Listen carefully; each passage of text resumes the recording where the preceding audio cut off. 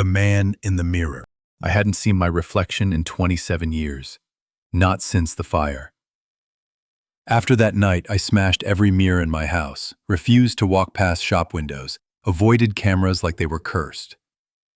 I knew it sounded insane, but there was something in my reflection that didn't belong to me, and I wasn't ready to see it again. But last night, I did. It was nearly 3 a.m., the kind of night where the air feels thick and even the silence sounds wrong. I had moved back into my father's old house after he passed. The place was rotting from the inside, crawling with mold and secrets, but something about it felt unfinished. That's when I heard the knock. Not at the door, no. It came from the attic. 3 slow, heavy knocks. I should have left, should have driven away and never looked back. But I didn't. The attic hadn't been opened in decades. Dust hung in the air like cobwebs. And in the far corner, hidden under a filthy sheet, was the thing I had forgotten. The old mirror. Oval-shaped, black wood frame, the same one from the fire. I pulled the sheet back. The mirror was cracked, scorched on one side like it had barely survived the flames. But the surface was clean. Too clean. I leaned in and saw myself. At first, it was just me, older, more tired, a stranger with my eyes. But then he smiled. I didn't. And that's when I knew he wasn't my reflection.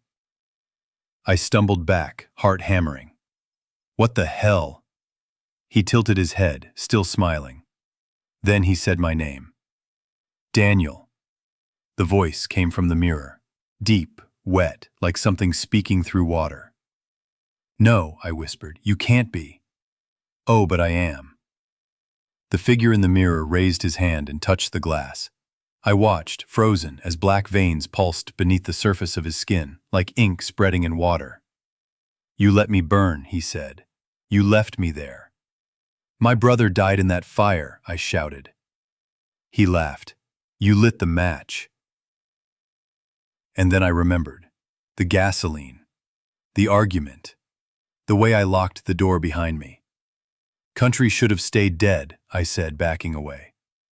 But I didn't. His eyes glowed like burning coals. I watched you live. I watched you hide. I waited for this. He placed both hands against the inside of the mirror. The glass shimmered, then rippled like water. I turned to run, but I couldn't move. My feet were rooted to the floor. You took everything from me, he whispered. Now I'll take it from you. The lights flickered. I felt cold hands wrap around my throat, from behind. But I was alone. At least, I thought I was. The mirror cracked once more, a deep web across the center.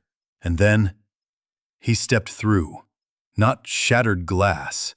No sound. Just slid out of the surface, like stepping through a doorway. I saw myself, but it wasn't me. He looked cleaner, stronger, a better version.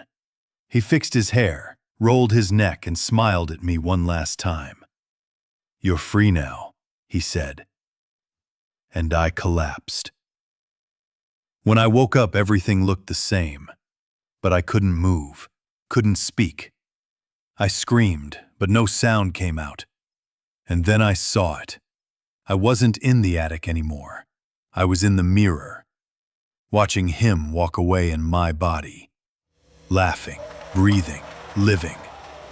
And me, I'm still here, trapped behind the glass. So if you ever see a mirror that shows you smiling when you're not, run. Because that smile doesn't belong to you, and he's looking for someone new.